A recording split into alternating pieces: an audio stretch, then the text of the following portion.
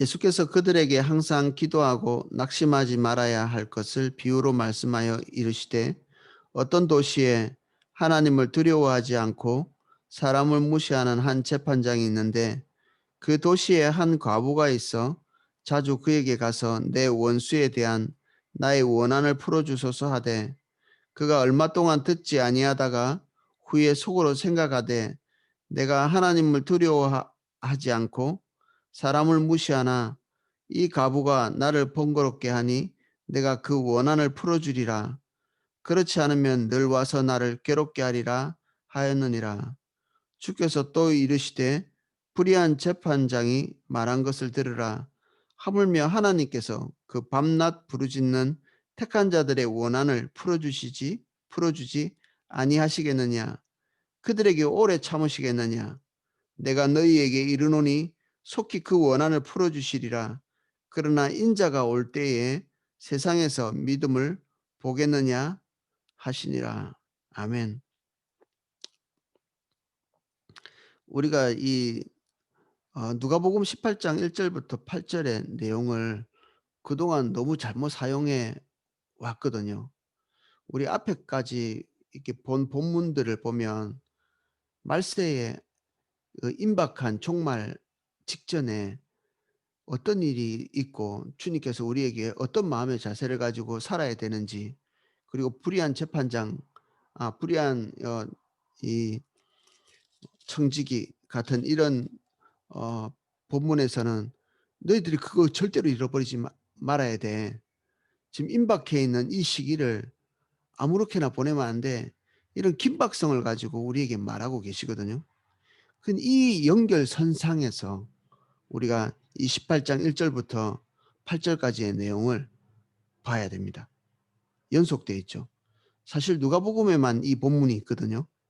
그런데 그 마태복음은 계속해서 여기에 생략되어 있는 부분, 임박한 종말에 있을 일들에 대해서, 그 긴박성에 대해서, 그리고 다시 거스를 수 없는 이 종말적인 상황에 대해서 계속해서 더 포괄적으로 이렇게 마태복음을 읽으시면 나타나 있습니다.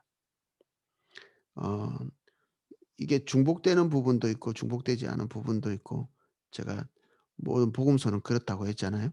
보는 방향, 그리고 하나님께서 각 사람들의 눈을 통해서 입체적으로 보게 하시기 때문에 어떤 데는 생략되어 있죠.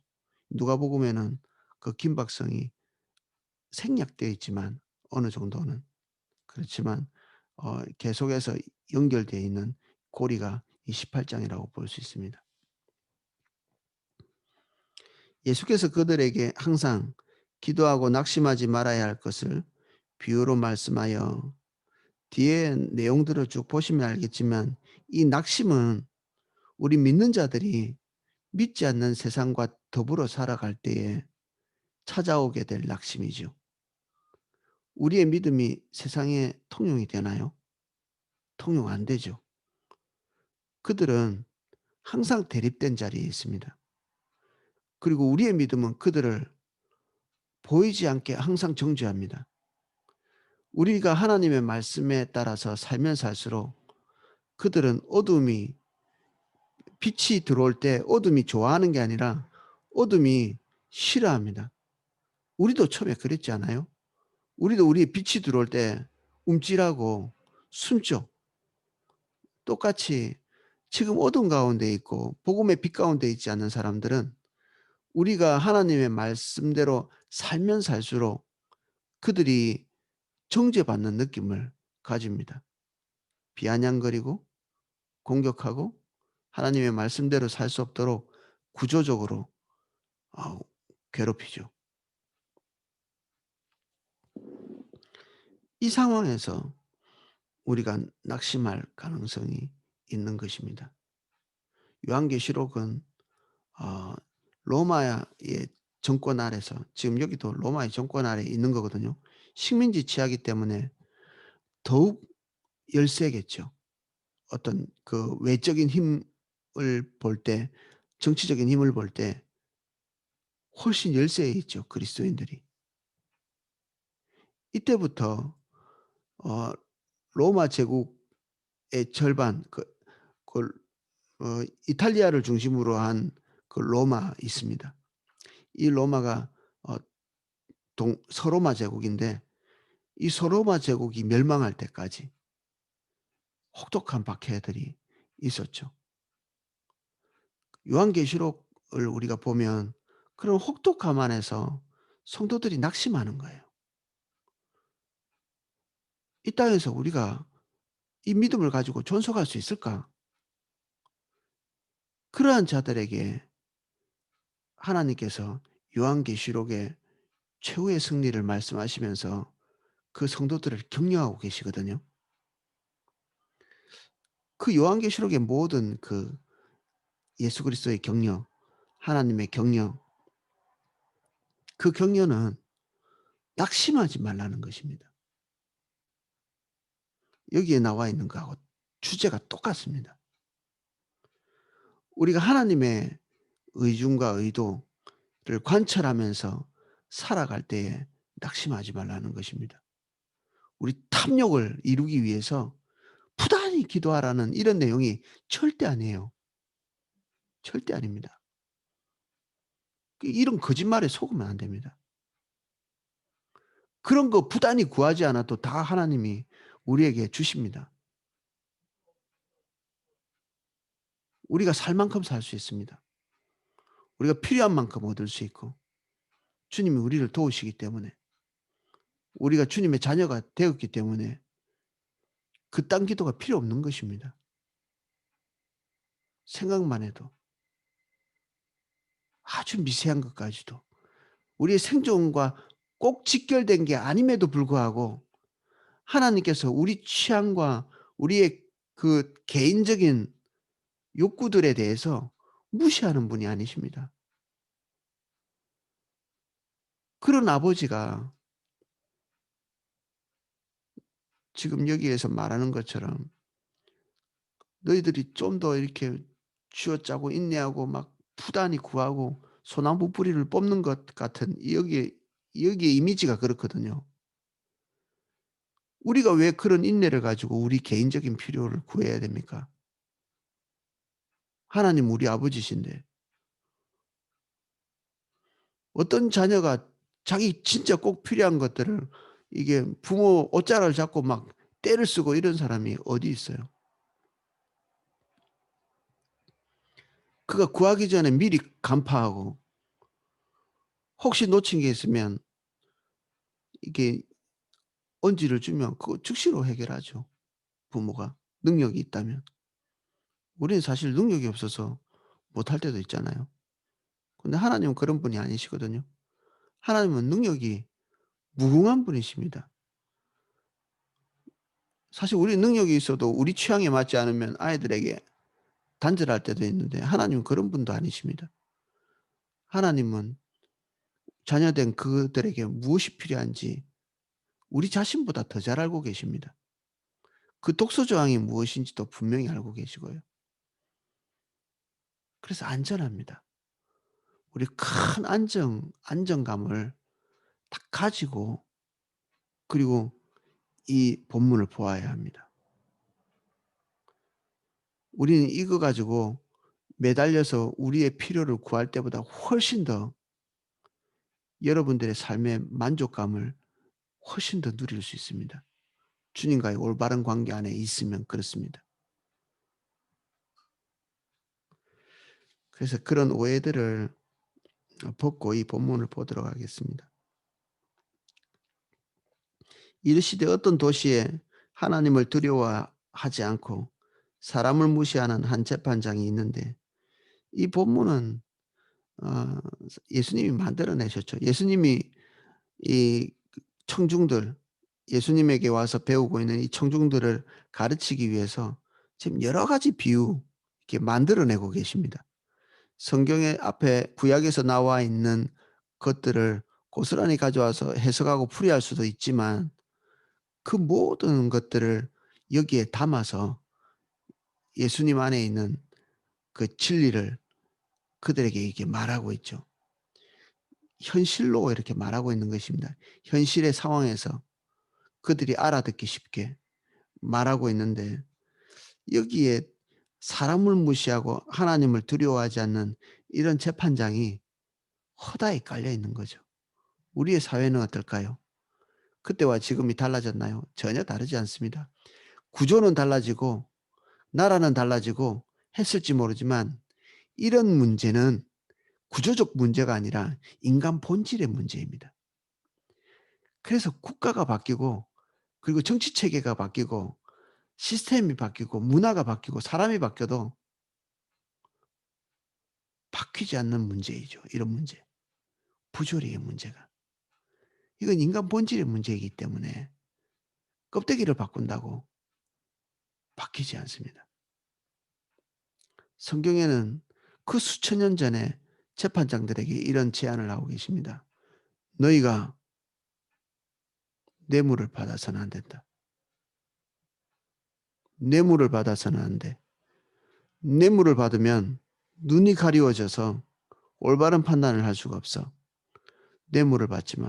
이게 구약에서 말하고 있는 재판장에게 요구하는 요구사항이거든요.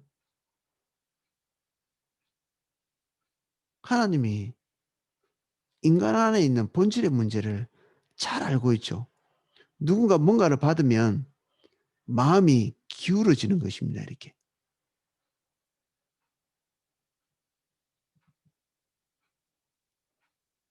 그래서 법을 만들 때는 인간이 악한 본질을 가지고 있다. 이 기반 안에서 이렇게 법을 만들어야 될 필요가 있죠. 그래서 이 로마 시대에 로마 치하에 있는 이 시대에 어쩌면 흔히 볼 수 있는 그러한 사람을 비유로 이렇게 들고 있습니다. 이것을 듣는 청중들은 너무 리얼했겠죠. 그래. 우리 주변에서 흔히 볼 수 있는 재판장입니다. 그 도시에 한 과부가 있어 자주 그에게 가서 내 원수에 대한 나의 원한을 풀어주소서 하되 그가 얼마 동안 듣지 아니하다가 후에 속으로 생각하되 내가 하나님을 두려워하지 않고 사람을 무시하나 이 과부가 나를 번거롭게 하니 내가 그 원한을 풀어주리라. 그렇지 않으면 늘 와서 나를 괴롭게 하리라 하였느니라. 과부는 사회적으로 가장 약자였습니다. 지금 이 시대에는. 뭐 지금 그렇지 않습니다. 가장 약자라고 보기 어렵죠. 어, 가장 약자는 아니지만 지금도 약자는 약자입니다. 아버지가 없고 보호자가 없다. 이 고대 사회에서는 이 여자는 생계조차도 이어갈 수 없는, 이어가기 힘든 그러한 종류의 사람이었죠.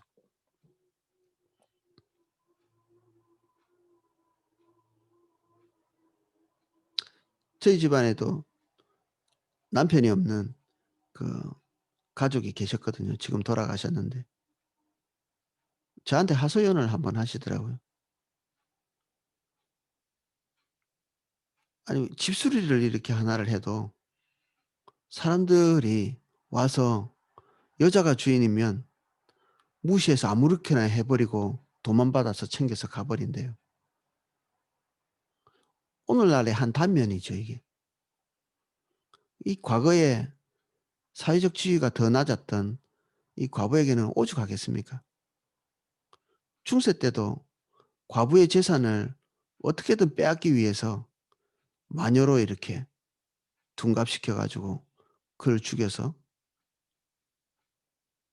그가 가지고 있는 재산을 탈취해 가는 이런 일이 있었습니다. 이거를 세상이 그렇게 비난하는 마녀 사냥이라고 그렇고 이렇게 얘기하는 건데 이거는 복음이 한 일도 아니고 믿는 자의 그 올바른 지식으로 한 일도 아니죠. 이건 탐욕이 한 일입니다. 믿지 않는 사람들이 이 마녀 사냥이라는 거를 얼마나 많이 사용하는지 몰라요. 기독교를 비난할 때. 이 소외된 자, 대한 그 무시, 그 약한 자에 대한 무시, 이것들은 인간 본성 안에 있는 것입니다. 가난한 자를 돕는 것은 인간 본성을 거스리는 거죠.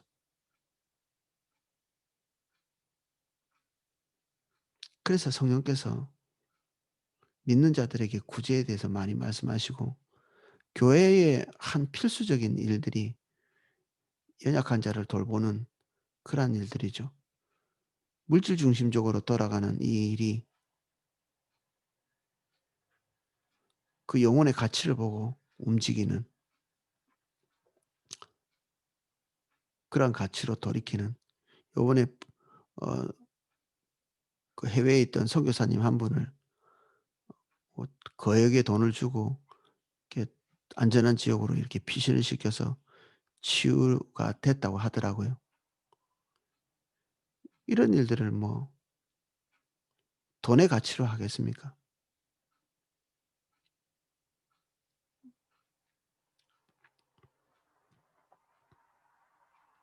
이 과부가 이 불의한 재판관에게 올바른 판단을 받을 확률은 없지요.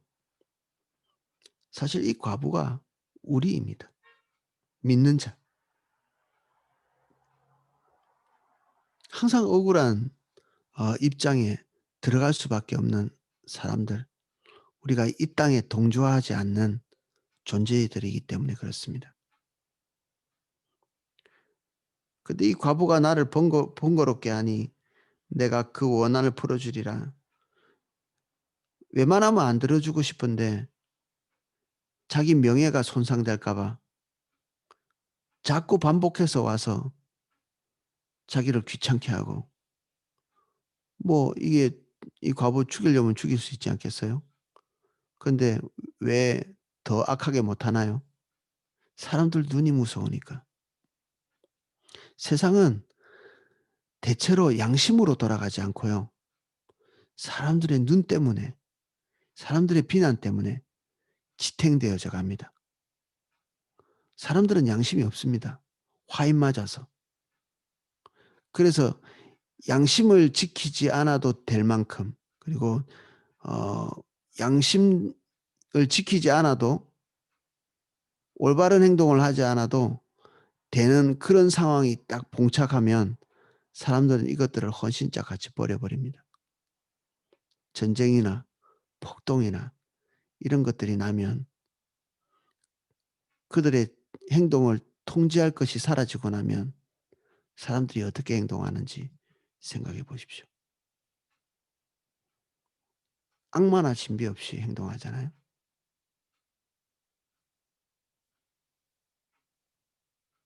이게 본질 때문에 그렇습니다. 인간의 본질 때문에. 그런데 이나마 세상이 지탱하고 돌아가고 있다는 것은 하나님이 믿지 않는 세계 전체를 지탱하고 있는 것입니다. 그 지탱하고 있는 어떤 기둥, 이 핵심적인 파워,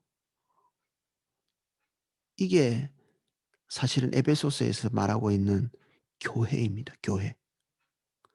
교회는 만물을 충만케 하시는 자의 충만이다. 만물 안에서 존재하면서 사실은 만물이 껍데기에 불과하고 그 만물을 지탱하고 지지하고 서 있는 것이 교회라는 것이죠.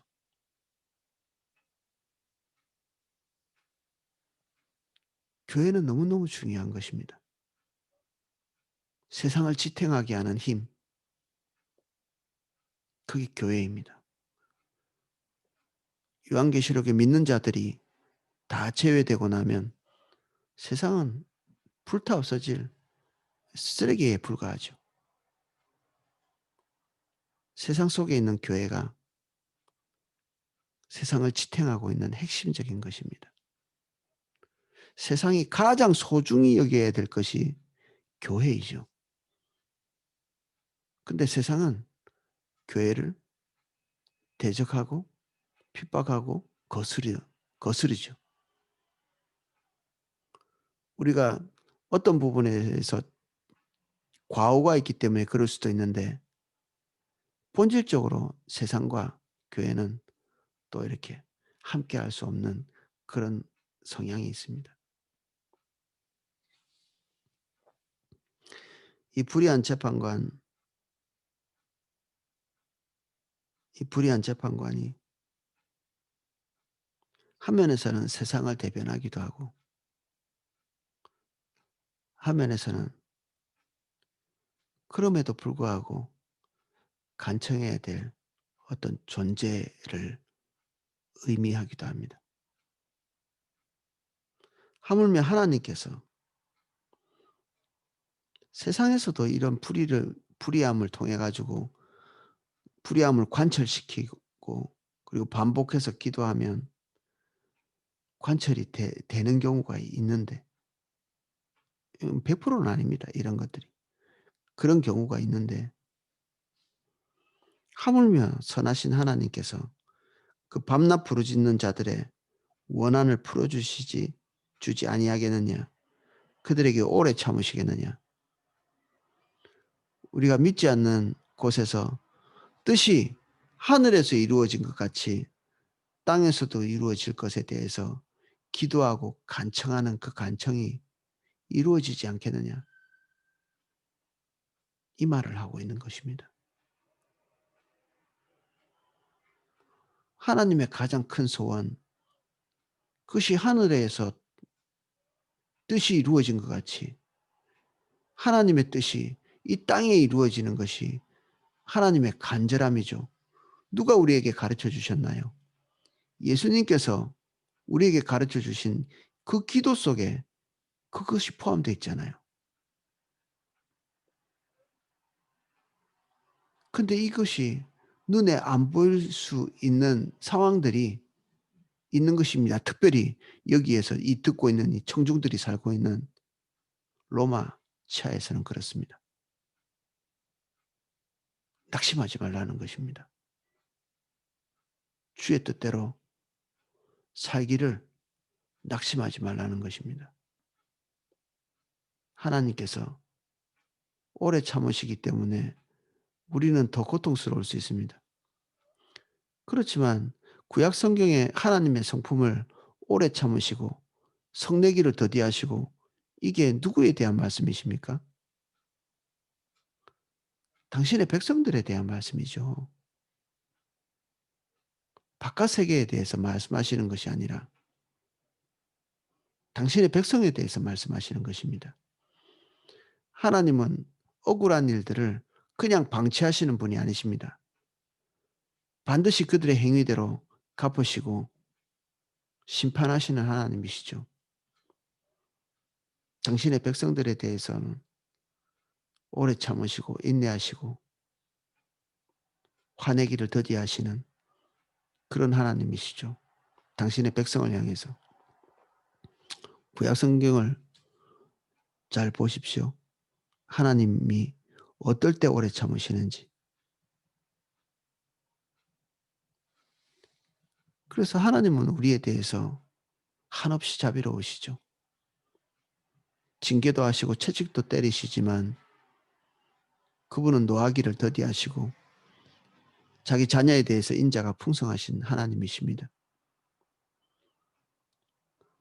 우리가 주의 인도를 따라서 가기를 포기해서는 안 됩니다. 내가 너희에게 이르노니 속히 그 원한을 풀어주시리라. 그러나 인자가 올 때에 세상에서 믿음을 보겠느냐. 모든 것을 다 포기하고 세상의 흐름에 맡겨서 갈 것에 대한 염려이십니다. 이렇게 될 가능성이 우리에게 있는 것이죠.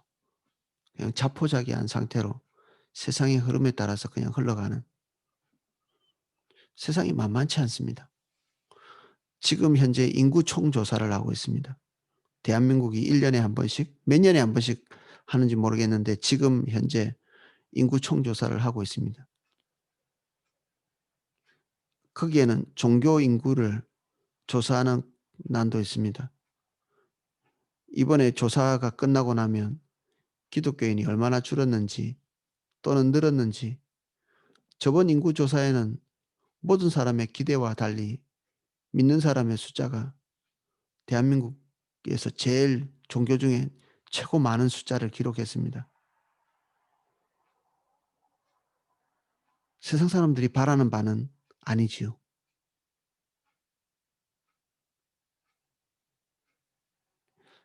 만약에 이번 인구조사에서 사람들이 더 늘었다. 예를 들어서 깜짝 놀랄 만한 일로.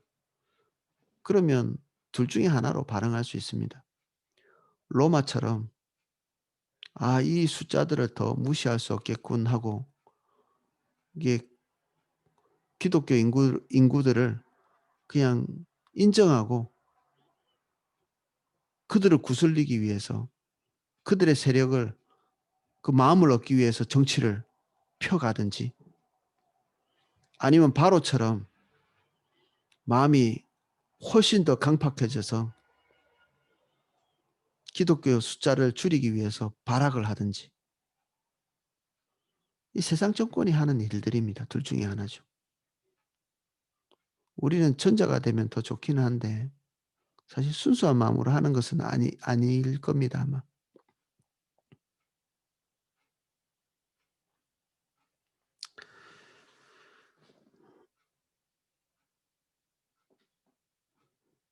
주님께 구하는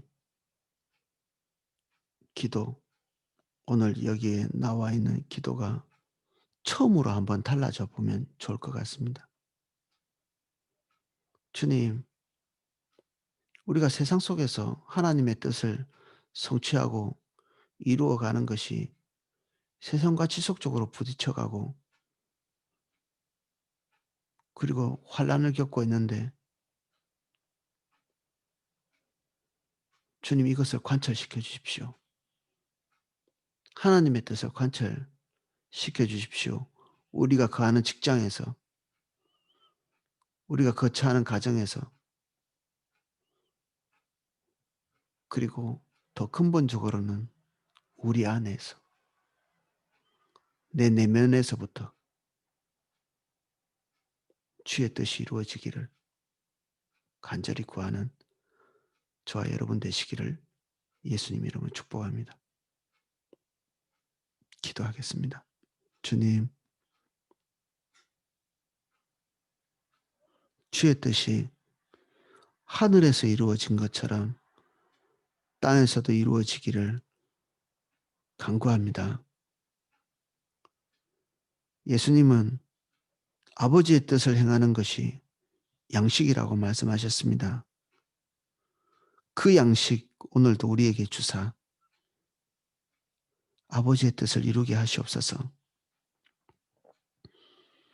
우리 오늘 주의 얼굴 앞에 서서 간구하는 간구가 우리의 영혼으로 오염되지 않도록 도와주시고 성령님 우리의 기도를 주도하사 주의 뜻을 이 땅에 관철시키기 위한 기도를 할 수 있도록 도와주십시오. 이제는 주 예수 그리스도의 은혜와 성부 하나님의 사랑과 성령님의 감화감동 은혜 주시는 그 은혜가 이제 주의 뜻과 주의 나라를 위해서 기도하기를 간절히 사모하는 아버지의 뜻을 이루는 것이 양식이 되기를 간절히 사모하는 삼사교구 성도님들 그리고 예배에 함께 주님을 구하는 모든 성도님들 한 분 한 분 머리 위에 가정 위에 그 은혜가 넘치도록 기름 부어지기를 축원하옵나이다. 아멘. 예, 제가